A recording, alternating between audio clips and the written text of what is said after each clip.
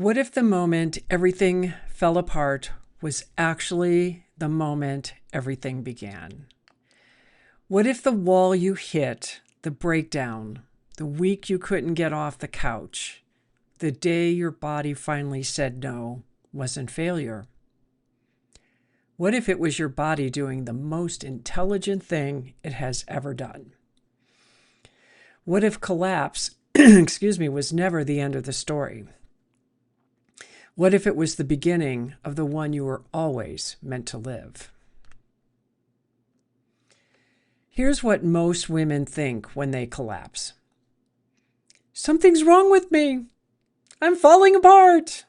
I shouldn't be able to handle this. I don't have time for this. I need to push through. And so they do. They push. They white knuckle their way through the exhaustion. They add more coffee and more willpower and more forcing. Until the body, which has been whispering for months, stops whispering and starts screaming. Collapse is not weakness. Collapse is a communication. Your body has been sending signals for a long time. Tension, fatigue, numbness, disconnection, anxiety that won't settle, sleep that doesn't restore, accomplishments that feel like nothing. And when we don't listen to the whispers, life has a way of making us listen to something louder. A health crisis, a relationship breaking, a career falling apart, or sometimes something as simple as a broken water heater that tips a nervous system already at its limit into complete overwhelm. I want to talk about something today that most people don't know. There are 7 types of rest. Most of us think rest means sleep, but sleep is just one kind. We have physical rest for your body. There's mental rest from thinking and planning. We need emotional rest from managing other people's feelings. Social rest comes from performing and people-pleasing. Sensory, we need to rest from screens, noise, and stimulation. How about creative rest from generating and producing? And then, of course, there's spiritual. We need to rest from striving and doing and proving. Most high-achieving women are depleted in all 7 simultaneously, and they think more sleep will fix it. It won't. Because the exhaustion isn't in your body. It's in your nervous system. It's in your soul. It's in the little girl inside who has been running the show for decades and is finally, desperately ready to rest. Which of these 7 types of rest are you most depleted in right now?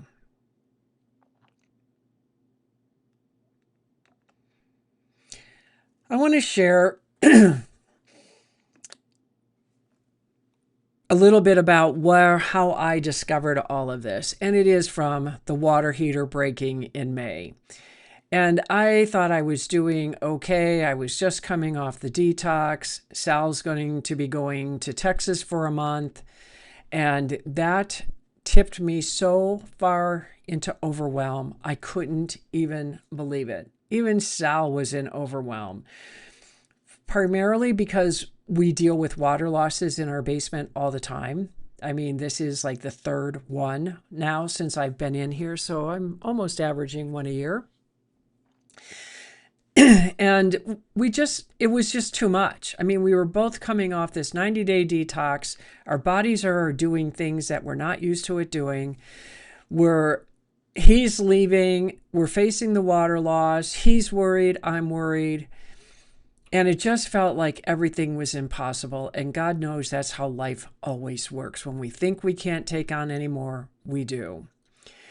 So I know I was a little cranky person with him. I was really weighing a lot because I just was so overwhelmed and I didn't want to be left alone. And then I realized he planned this for whatever reason. He planned to go for a month, and I just knew it was the wrong decision. And I finally surrendered because I think there was a reason why this had to be. I don't have an issue being alone. I truly don't. But for some reason, where I was at, it just didn't resonate very well. So what ended up happening is I was hitting a wall every single day in May after he left. I was sleeping well, I was feeling good in the morning, and then I watched my capacity drain throughout the month. And all I could do was sit and be. I still did the shows, I still moved forward in little baby steps, but I was still at a capacity of 0. I was learning something new and I couldn't take it on. It was the strangest thing, and I didn't beat up myself for it. I did not get mad at myself. I just allowed it to happen. And then the strangest childlike thoughts started to surface. And it's this little girl's voice showing up when something triggered me. It was so immature and it wasn't making sense to this adult version of myself. And I just sat there and observed it thinking, well, that's interesting. And then I just let it go. I thought if people knew what was going on inside my head, they would put me in a mental institution because it was such crazy thought patterns going on. And I talked to people who normally do detoxes, and they said, this is all part of the detox, Kat. This is all the stuff that's coming out. You may be finished taking the pills and all the things that you're doing, but that doesn't mean your body's done. You got 2 years of this change that I made in 90 days. That's going to take 2 years because that's a cellular restructuring. I'm like, okay, fine, I'll deal with it. But what got me the most was realizing that this little girl, regardless of how much I had healed, was still running the show. And that surprised me the most because I did not know that until I watched the thought forms coming up. And what she needed most was to be heard. Because I never listened to her either. I got to a point where I didn't listen to anybody because I figured everybody was lying to me, including her. I just stuffed her and buried her because I couldn't deal with her. And so that was the moment when I allowed her voice, her opinion, and I mean really voice it without judgment. And that was the moment that peace started coming in. She didn't need to be fixed, and all she needed was to be heard. And that 90-day detox ending at the same time, that was layers of releasing happening simultaneously. And it really surprised me because there was so much going on at that point. And what was interesting is in that time frame, and this is getting closer to when Sal's getting ready to come home, I was probably it might have been about a week before he came home, I started to feel this incredible sense of peace in my body. I mean, calm peace. Because we know how our bodies operate. We know how we feel on the inside, and this was not there. That agitation, that angst, that pent-up energy, or whatever I called it, it was gone. And I'm like, who am I? And I'm just kind of like, God, who is this girl? And I'm thinking, I really like this. This feels really good. And I just observed this and just thought, wow, whatever I'm doing, I am causing that peace because I'm letting the little girl voice her opinion. I'm not judging her. I'm not judging myself. I'm just allowing to be in this space that I was in. And it's not easy. This was not easy, people. This was so not easy to do. And I just did it anyways.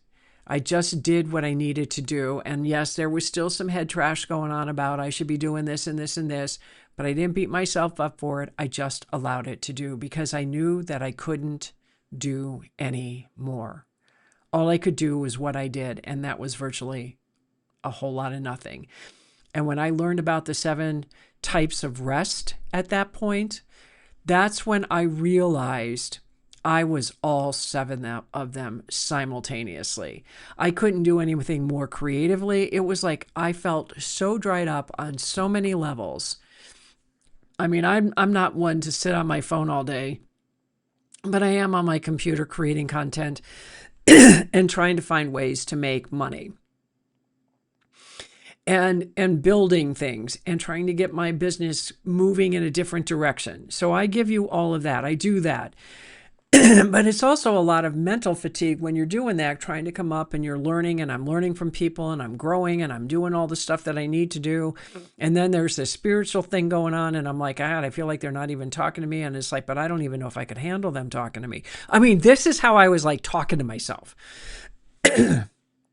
Excuse me, I don't know what's going on with my throat. Probably because I'm talking about stuff that I don't talk about and I'm choking on my words. And that's what happens too.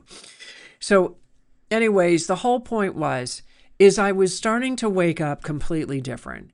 And it wasn't dramatic. And it was just this little quiet knowing that something had shifted. I could hear deeper. My nervous system felt like it was leveling out. And I knew without anyone telling me that I was moving forward again. And that's what made all of this so important to me, was giving myself that permission. And Sal and I talked every day, and he was losing his mind when he was in Texas. And I said, I told you that a month was too long, and it was, and he was going crazy. There was nothing for him to do. But I think we both needed to be away and just deal with what we had to deal with. He has aging parents, and he's dealing with aging parents and knowing that he doesn't know how much time he has left with them. I mean, his dad 2 years ago looked like I thought he wasn't going to live out throughout the year. And now he's rallied back and he's put on weight and he's getting around, and now it's his mom's turn. And, can't wait for those moments. But the whole point is that he got to learn a lot more about his past, because he had uncles telling him about his dad that his dad never shared, because, that's the generation that never shared anything. It was the biggest secret and everything goes to the grave with them. So he got to learn a lot more about his father. He got to understand a little bit more about why he does what he does, what he learned from his father, that kind of thing. And I got to allow myself to just start healing at a level. And I realized also during the month of May that there was grief coming up, because my father had died a year before. And it wasn't that I was grieving his death, but it was still grief, because there was that part of me, of that little girl who wanted to be loved and wasn't. And I wanted to be heard and I wasn't. And I wanted to be recognized for just being who I was, and I wasn't. And so there was a lot of that grief going on. Like, I could finally let go of all of that, because we have to, it's not about anybody else. This is all about my healing. And I came down on this planet to heal as much as I could possibly heal and to deal with the wounds that I had taken on. And there are plenty. There are so many.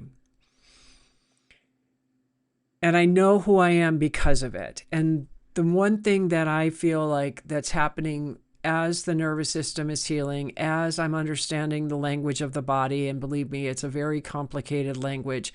It talks to us all the time. It's a foreign language is what I've discovered when in May is when I realized I'm trying to understand the language of the body. But when I said there was a body, mind, spirit connection, that's what it feels like, because the body comes with us. It's our physical manifestation, and the body comes with it. So if we want to ignore the body, treat the body like crap, guess what? It's going to retaliate, and it does retaliate. So why don't we start working in harmony, start doing better? I'm not saying give up all the bad stuff. I'm not saying that, because we all do it, and I do it too, and I don't have a problem with it. It's just about my attitude. It's always about moderation.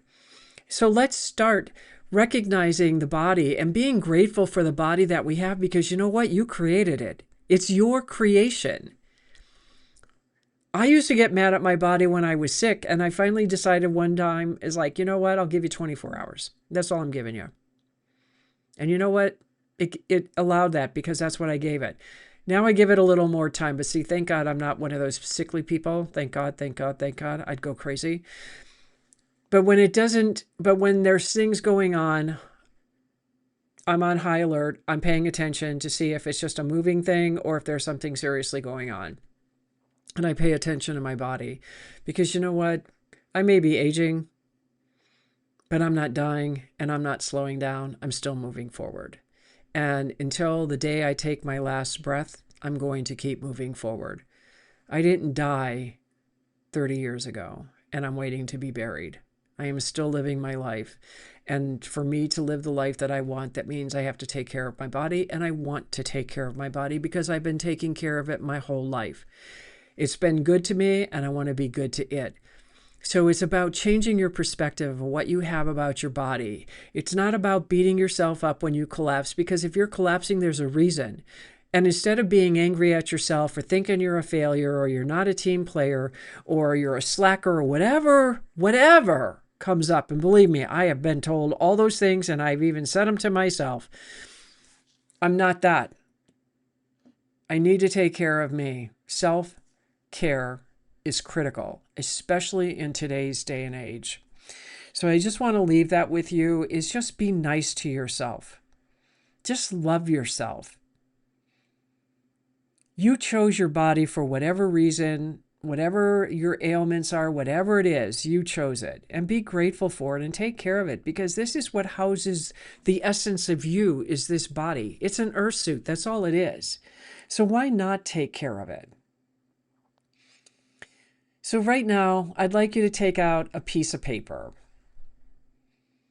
And I want you to write down all 7 types of rest. Physical, mental, emotional, social, sensory, creative, and spiritual. Now rate yourself on each one. 0 means completely depleted, and 10 means fully restored. Be honest. Not how you wish you were, how you actually are.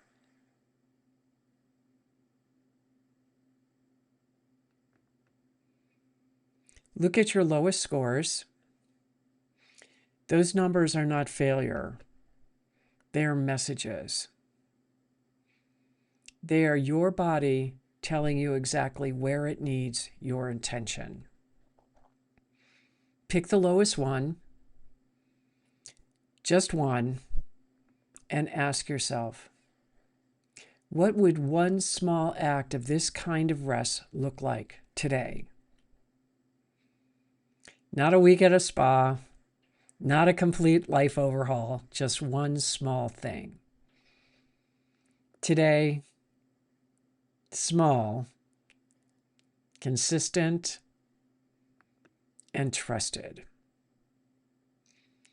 That is how the nervous system heals. Not all at once, one safe moment at a time.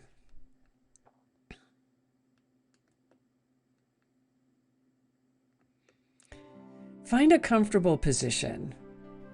Your feet flat on the floor. Close your eyes and take a slow breath in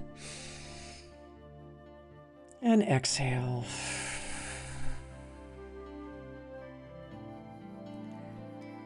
I want you to think about everything you've carried this month. The strength, the achieving, the hiding,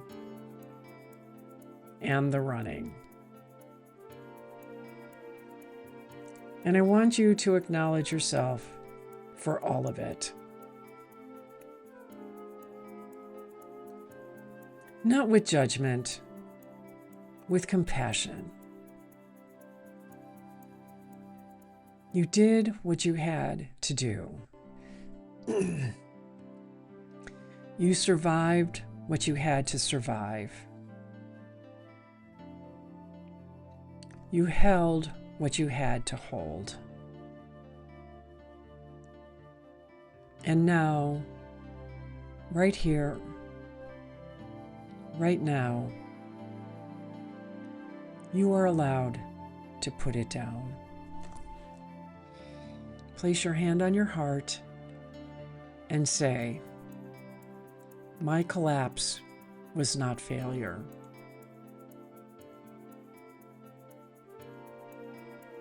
It was my body asking for what it needed.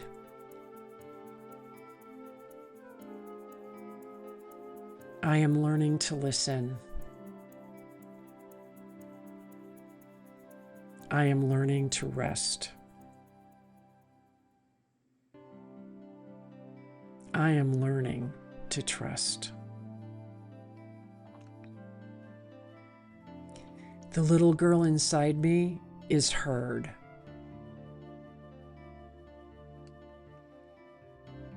She is safe. She is loved. And so am I. Take one more long breath in and exhale all the way out.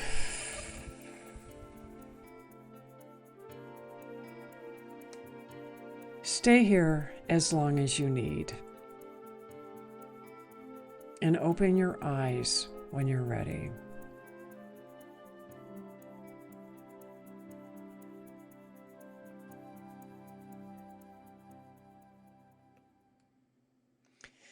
This month, we walked through the hidden breaking point of the strong woman.